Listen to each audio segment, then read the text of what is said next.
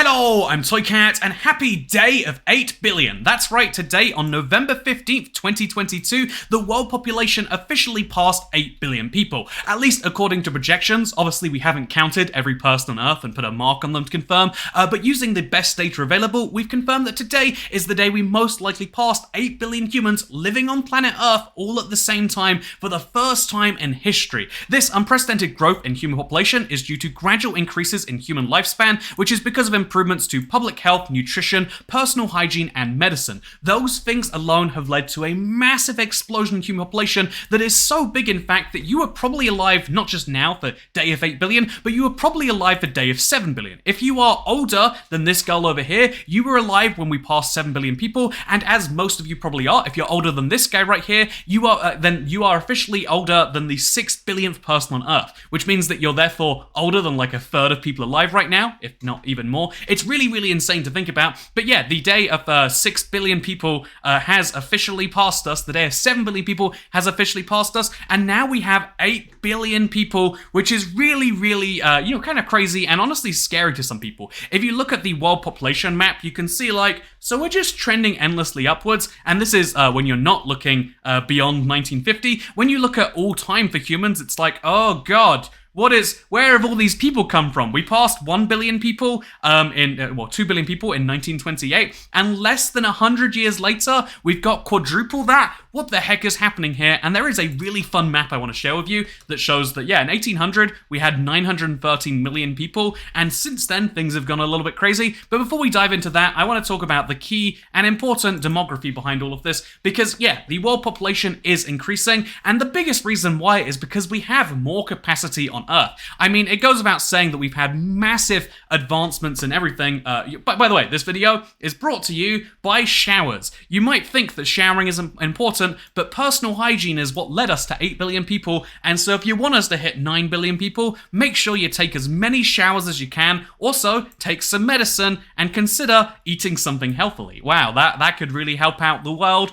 and yourself. Use code TOYCAT to get 10% off your next nutritious snack. Anyway, with that said, the important thing to note here is not that nutrition is good, although that's important. The important thing to note here is that the human capacity to have people living here is going up and up and up. We've had more or less a century. I mean, there was obviously a big blip in there. We've had more or less a century of continuous, like you can see, 2 billion to 3 billion. I wonder why that took so long, but in the post-war period, we've had unprecedented economic prosperity. We haven't had world-ending wars in a while, and, we've almost threatened it a few times, but for the most part, we've had just people are trading with each other more. We have people advancing the world in scientific breakthroughs and all of these other things. And so we're having this big boom, the best time to be alive. A lot of people are say that now is the worst time to be alive. And there's a ton of reasons you can come up with that. But as far as the things that humans like to do, which is to survive and to reproduce, we are doing peak humanity right now. In fact, if you take this projection, you lead it a little bit further forwards, because you can take this by country and realize that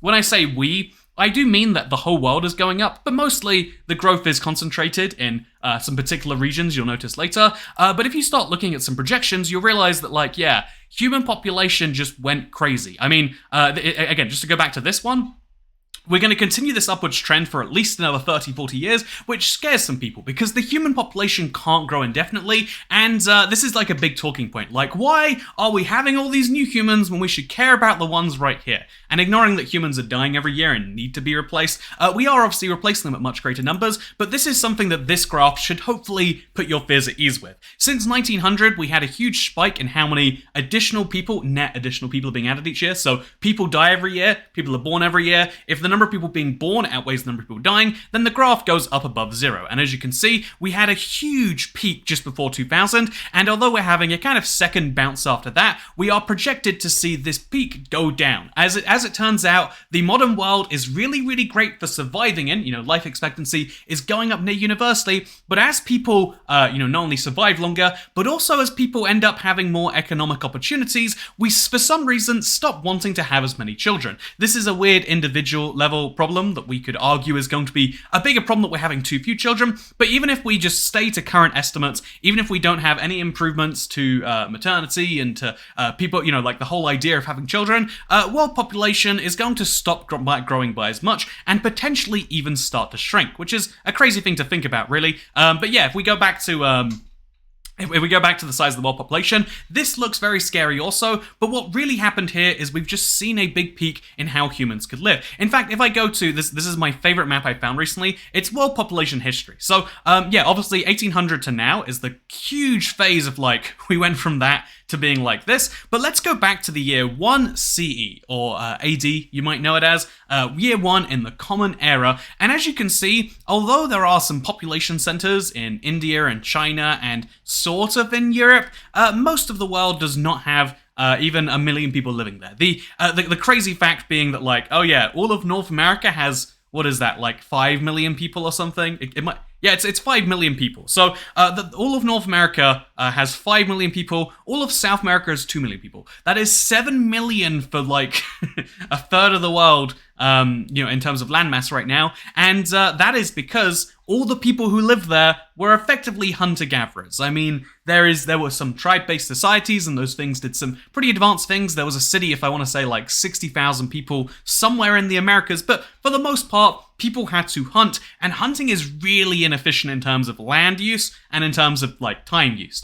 It takes all day, and you have to hunt where the animals are, because if you don't hunt where the animals are, or the food or the products, you die. And so yeah, there were some civilizations being formed, but for the most part, people just had to go kill animals, and so getting 170 million people is kind of impressive when you think about it, but it's also very, very low. And because we didn't make huge progress in most of the world over the next 1,000 years or so, population went up because there were, again, you can see it's mostly focused where these civilizations come to be, where it's what if we farmed and we had some people farm and some people take their farmed goods and then they can do other things to help everyone live longer and have more children. And so you can see that okay, so population starts spring up, but the real point in time is not only after the 1500s where we start to spread a little bit more. You can see oh, what's that? Is the US going from 2 dots to having God knows how many dots.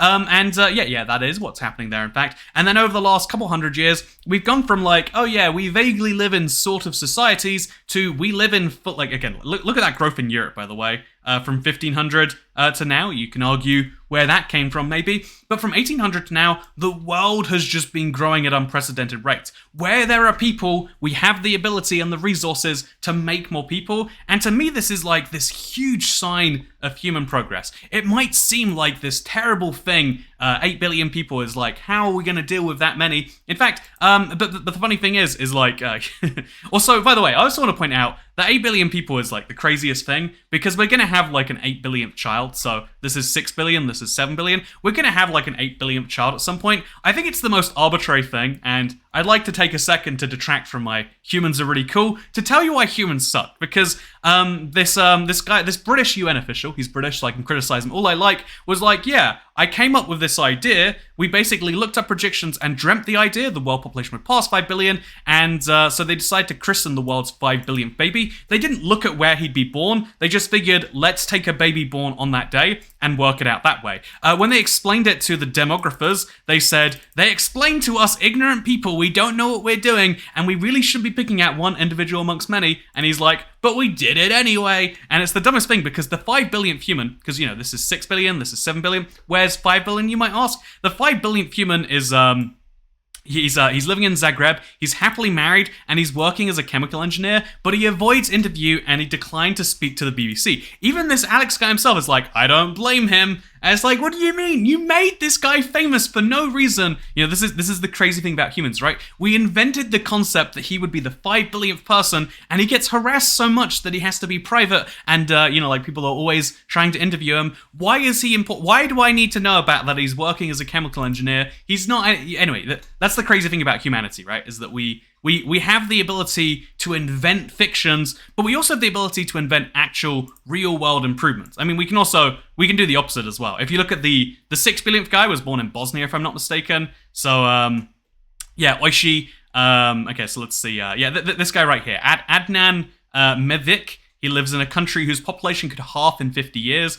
And it's like, yeah, there's going to be no one left to pay pensions for retired people. He has a master's in economics, but how's he going to find one in his country? There is a huge, half of the next billion people are going to come from just 8 countries. There is a huge boom in population. You might assume looking at this, but this is a boom in population for some countries. In fact, if you look at this graph, you can see this is the year 2050. If we expand this to 2100, oh, this is the end. So if we go from 2020 right here, okay, so you know what, let's go to 2023, why not? And you can see this is the world population, then we take that to 2050. Do you notice how, like, it sort of goes up here, it sort of goes up here, but it mostly goes up here? If you look at India and China, they become yellow blobs. You know, like, in a world where we barely existed in millions at least, we are going to just be existing everywhere over there. And yeah, there's this fun fact that, like, Asia currently has 60% of the world population. Sub-Saharan Africa is going to be rivaling it at some point, but it's still just going to be very unevenly concentrated population gains,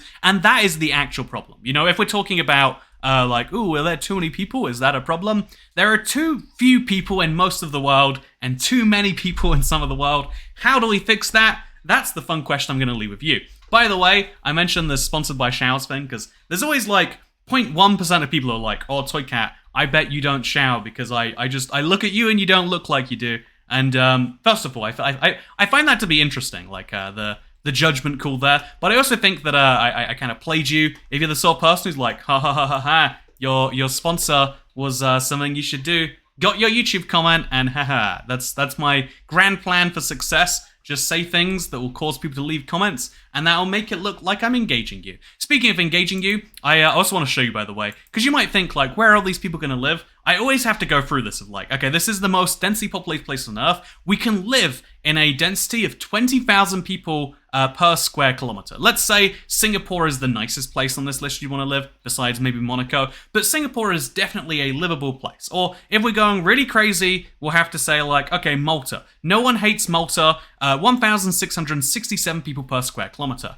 There are 200 countries and territories around the world which can grow so much more. If we have all these people, okay, I've got this idea. There are too many people that are going to be born in Nigeria, Pakistan, in India in particular, and we're going to reach some real population densities causing some problems in these people's opinions. So why don't we take Greenland, very low in population? Why don't we take Mongolia and Namibia, or even, what's this, Australia? Why don't we send them all to Australia? I mean, just make a big old colony in the middle of the island, and then, because right now nothing exists in the middle of Australia, why don't we make a new country in there? That's just my genius idea. We could, I know Australia would be hesitant to accept them. Don't worry, we'll force them to commit crimes first, so they'll fit in with the local culture.